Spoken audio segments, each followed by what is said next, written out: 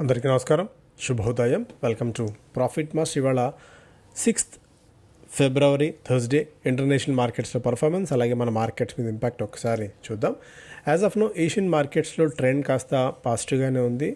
So positive to flat bias.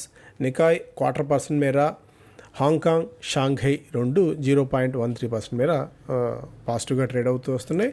నిన్న American మార్కెట్స్లో కూడా ఒక పాజిటివ్ సెంటిమెంట్ చూసాం.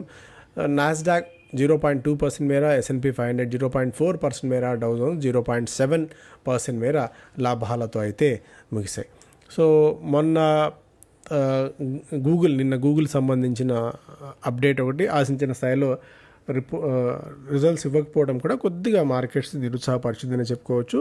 Trump's 10% tariff hike on imports from China will effect Ford and GM billions of dollars in parts. So ఇలా retaliatory చర్యలు, ఈ దేశానికి ఆ దేశం పన్నులు విధించుకుంటూ వెళ్తే అధిక పన్నులు ఓవరాల్గా ఇన్ఫ్లేషన్ మరింతగా పెరిగేందుకు ఆస్కారం అవుతుంది. ఎందుకంటే ఇతర దేశాల నుంచి ₹10 పెట్టి కొనుగోలు చేసే వస్తువు దాని మీద ఒక ₹2 ₹3 అధికంగా పన్ను వేస్తే ₹13 అవుతుంది. ఇప్పుడు ఆ ₹13 ప్రొడక్షన్ కాస్ట్ మరింతగా పెరిగిపోతుంది. ప్రొడక్షన్ పెరిగితే ఏ కంపెనీ కూడా నష్టాలకు వస్తువును అమ్ముకోదు.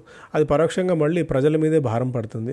ప్రజల మీదే భారం పడినప్పుడు వస్తువును ఎక్కువ ధర పెట్టి కొనాల్సి వస్తుంది. ఇలా ఒక సైకిల్ మొత్తం తీవ్రంగా ఎఫెక్ట్ అయ్యే అవకాశం అయితే ఉంది. మరి చూడాలి. ప్రస్తుతానికి అయితే వెనక్కి తగ్గారు మెక్సికో అండ్ కెనడా విషయంలో. ఇది తాత్కాలికమైన ఊరటైనా మళ్ళీ శాశ్వతంగా ఏదన్నా మార్పులు చేర్పులు చేసి మళ్ళీ అధిక పన్నులు విధిస్తారా డొనాల్డ్ ట్రంప్ అనేది చూడాలి.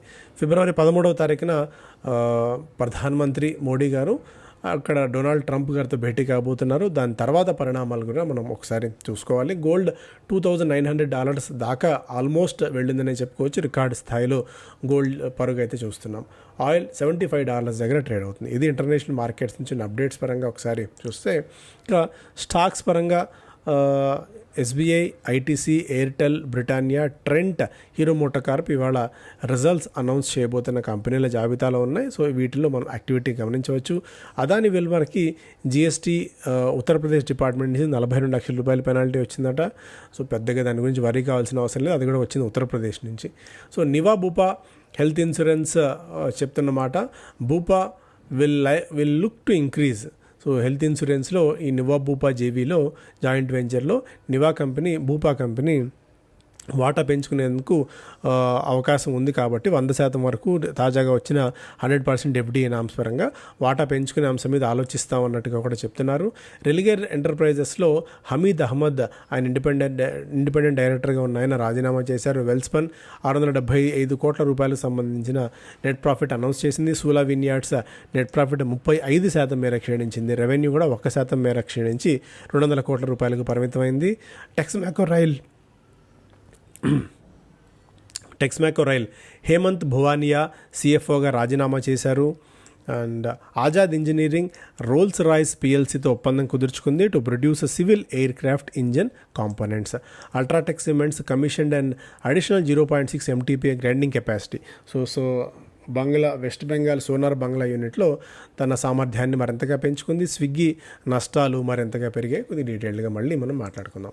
ఎకనామిక్ టైమ్స్ ఫస్ట్ పేజ్లో income tax cuts shows strength of economy అన్నట్టుగా కూడా ఫైనాన్స్ మినిస్టర్ నిర్మలా సీతారామన్ గారి ఇంటర్వ్యూని ఇక్కడ ప్రధానంగా ప్రచురించారు.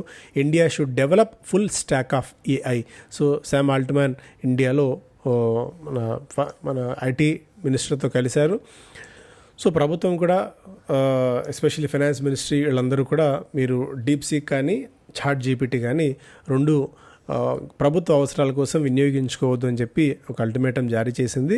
సో ఎందుకంటే కీ ఇన్ఫర్మేషన్, కీ డేటా బయటికి వెళ్ళే ప్రమాదం కూడా ఉంటుంది కాబట్టి సో దానికి తగ్గట్టు ప్రభుత్వాలు కూడా జాగ్రత్త పడుతున్నాయి. DeepSeek అసలు పొరపాటును కూడా యూజ్ చేయొద్దని చెప్పి అమెరికా ఇప్పటికే ఒక నోటీసులు జారీ చేసిన సంగతి తెలుసు అక్కడ ప్రభుత్వ ఉద్యోగులకి. ప్రభుత్వానికి ఒక పాజిటివ్ న్యూస్ ఏంటంటే నిన్న ఢిల్లీ ఎన్నికలు ముగిశాయి. మెజారిటీ ఆఫ్ ది పోల్స్ అన్నీ కూడా బీజేపీకి ఎక్కువగా స్కోప్ ఇచ్చే అవకాశం ఉంది. అది 35 సంవత్సరాల తర్వాత మళ్ళీ బీజేపీ అధికారంలోకి వచ్చే అవకాశాలు అయితే కనిపిస్తున్నాయి. మెజారిటీ ఆఫ్ ది ఇవన్నీ కూడా ఎన్డీఏకి 35 పైనే సీట్లు అయితే ఇస్తూ వచ్చాయి. సో చూడాలి ఏ మేరకు ఇది వస్తుందని చెప్పి. బట్ ఓవరాల్గా అయితే ఇది ఒక నిజంగా కనుక ఈ ఎగ్జిట్ పోల్స్ అన్నీ కూడా నిజం అవుతాయి, బీజేపీకి ఒక మంచి పట్టు దొరికినట్టు అవుతుంది ఢిల్లీలో. At the same time so బీజేపీకి ఇది ఊరటనిచ్చే అంశం కూడా మార్కెట్స్కి కూడా. Goldman upgrades oil marketing companies cites better outlook for next 2 fiscals. Brokerage upgrades HPCL BPCL to buy and IOC to neutral. So ఇది ఈ కంపెనీ గోల్డ్మ్యాన్ సాక్స్ 2 ఆయిల్ మార్కెటింగ్ కంపెనీస్ని 2 ఫిజికల్స్ పాటు 2 సంవత్సరాల పాటు అవుట్లుక్ బాగా ఉంటుంది. హెచ్పిసిఎల్ బీపీసీఎల్ బై రికమెండేషన్స్ ఇచ్చారు, ఐఓసికి న్యూట్రల్ రికమెండేషన్ ఇచ్చారు. And IOB షోర్స్ up management amid branch expansion. Indian overseas bank, ఒకప్పుడు రిజర్వ్ బ్యాంక్ ఆఫ్ ఇండియా తీవ్రమైన దీని మీద ఆంక్షలు విధించి బ్యాంకు మీద, తర్వాత అనూహ్య పరిణామాలతో బ్యాలెన్స్ షీట్స్ అంతా క్లీనప్ చేసుకుని బయటపడిన Indian overseas bank branch expansion కోసం చూస్తుంది. దీనికోసం మేనేజ్మెంట్లో కూడా అనేక మార్పులు చేర్పులు చేస్తుంది యాజమాన్యం. అదొక ప్రధానమైన అప్డేట్. ఐఓబికి సంబంధించి rupee makes a new low at 87 rupees 48 paise per dollar. RBI orders NBFCs to reveal max rates of all loan products. ఉన్న లోన్ ప్రోడక్ట్స్ అన్నిటికి సంబంధించి ఎలాంటి హిడెన్ ఛార్జెస్ ఏవీ లేకుండా, హిడెన్ ఛార్జెస్ అన్న ప్రస్తావనే లేకుండా ఎన్బిఎఫ్సిస్ అన్నీ కూడా లోన్ తీసుకునే వాళ్ళకి వివరాలన్నీ కూడా తెలియజేయాలని చెప్పి చాలా స్పష్టంగా చెప్పింది, ఆదేశాలు జారీ చేసింది. నెరోలాక్ కాన్సర్న్ నెరోలాక్ ప్రాఫిట్ 3 రెట్లు పెరిగింది.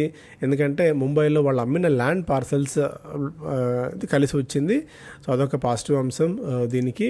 రిలయన్స్ పవర్ మళ్ళీ లాభాల్లోకి వచ్చింది. 42 కోట్ల రూపాయల ప్రాఫిట్ ఆఫ్టర్ ట్యాక్స్ కంపెనీని ప్రకటించింది. గత ఏడాది ఇదే సమయానికి 1100 కోట్ల రూపాయల వరకు నికర నష్టాన్ని ప్రకటించిన కంపెనీ ఈసారి మళ్ళీ లాభాల్లోకి వచ్చింది.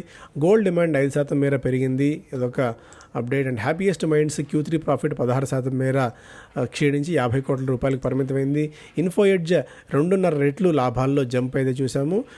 Job listings company Naukri's parent's operating revenues rises to 15% to 722 crores, approves 1:5 stock split. So stock split company announce చేసి మరింతగా రీటైల్ ఇన్వెస్టర్స్కి బెనిఫిట్ ఇచ్చేది, అంటే not benefit, so retail investors ఈజీగా ఎంట్రీ తీసుకునేందుకు అవకాశం ఉండే విధంగా సో స్టాక్ స్ప్లిట్ చేసింది. అంటే స్టాక్ స్ప్లిట్ చేయడం వల్ల ఎలాంటి మార్పు లేదు. సో 10 రూపాయలు ఉన్న నోటుని సో చిల్లరగా మార్చి 2 రూపాయలు చేయడం ఒకటే, కానీ సో దానిలో ఎలాంటి విలువ మార్పు ఉండదని చెప్పి మనం గమనించాలి. అయితే సో ఈజీగా కొనేది, అంటే ఇప్పుడు 100 రూపాయల వస్తువుని సో 10 రూపాయలు చేస్తే ఆ 10 రూపాయల విలువే మనకు దొరుకుతుంది. సో బట్ కొనేందుకు అవకాశం ఉంటుంది info edge. Swiggy's Q3 loss 799 కోట్ల రూపాయలకు పెరిగింది. క్విక్ కామర్స్లో క్యాష్ బాగా బర్న్ అయిపోయింది కంపెనీకి, అదొక update. And business standard first పేజ్లో India opens to revive US trade deal talks during PM's visit. And JSW airport రంగంలోకి అడుగు పెట్టబోతోంది JSW ఇన్ఫ్రా ద్వారా, అదొక మేజర్ అప్డేట్గా చూడవచ్చు. And Bajaj electrical stock November 5 నుంచి 21% మేర క్షీణించింది. రూరల్ మార్కెట్ మీద వీళ్ళు పూర్తిగా డిపెండ్ అవ్వడం, దానికి తోడు మైక్రో ఫైనాన్స్ ఇన్స్టిట్యూషన్స్ మీదే డిపెండ్ అవ్వడం వల్ల సో మైక్రో ఫైనాన్స్ ఇండస్ట్రీ ఇప్పుడు తీవ్రమైన ఇబ్బందుల్లో ఉన్న కారణంగా బజాజ్ ఎలక్ట్రిక్స్ మీద తీవ్రమైన ఇంపాక్ట్ అయితే ఉంది. సో మరికొద్ది కాలం పాటు ఇది ఇలాగే కొనసాగే అవకాశాలు ఉన్నాయి, అద్భుతాలు జరిగే ఛాన్సెస్ లేవు అనేది సెంట్రమ్ రీసెర్చ్ చెప్తున్నమాట బజాజ్ ఎలక్ట్రికల్ సంబంధించి. సో డాటామాటిక్స్ నేను 10% మేర పెరిగింది. పూణే మెట్రో లైన్ నుంచి దాదాపు ఆర్డర్స్ వీళ్ళు గెలుచుకున్నారు. Backs automatic fair collection contract అదొకటి. తంగమాయిల్ రిజల్ట్స్ బాగా ఇచ్చింది, దీంతో 10% మేర స్టాక్ పెరిగింది. ఇన్ఫో ఎడ్జ్ 3% మేర లాభపడింది. సైంట్ నెగిటివ్ న్యూస్లో ఉన్న సైంట్ కొద్దిగా పార్ట్నర్స్ మిక్వేర్ navigations to advance intelligent mobility, so వీళ్ళతో ఒప్పందం కుదుర్చుకున్న కారణంగా 2.5% మేర పెరిగింది. సో ఇవి ప్రధానమైన వార్తలు. Thank you so much. అలాగే ఈ మెంటార్షిప్ ప్రోగ్రామ్ యాక్చువల్గా నిన్న ప్రారంభం అవ్వాల్సింది, బికాస్ ఆఫ్ సమ్ ఇష్యూస్ అది మండే నుంచి స్టార్ట్ అవుతుంది, 10వ తారీఖు నుంచి.